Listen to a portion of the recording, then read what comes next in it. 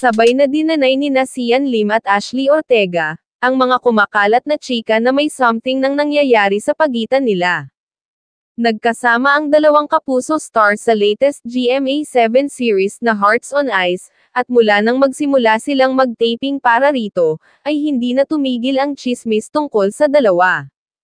Ayon sa mga marites, palihim umanong nagkikita sina Sian at Ashley.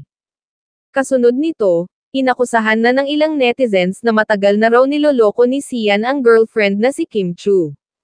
Sa isang direct message ng isang netizen kay Coach Ronan, sinabihan siya ng, "Coach ka na din pala ng panloloko ngayon. Paano mo naatim na tulungan ang Sian Lim na yan, na lokohin si Kim? Paano mo nagawang maging daan para patagang magkita yan si Sian Lim at Ashley Ortega na yan at lokohin si Kim?" Una nang dinenay ng dalawa. Si Sian din naman, he's aware of it. "Actually, hindi lang ako, pati siya," depensa ni Ashley. Paglilinaw ni Sian, na misinterpret lang daw ng mga tao ang naging closeness nila ni Ashley. Ngunit natapos na nga ang Hearts on Ice ay may mga balita pa rin na lihim na nagkikita ang dalawa hanggang ngayon.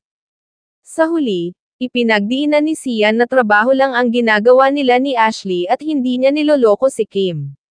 Sa latest na interview kay Ashley, tungkol sa hiwalayan naman nila ng boyfriend nito, aniya, "I haven't seen him like more than a year na.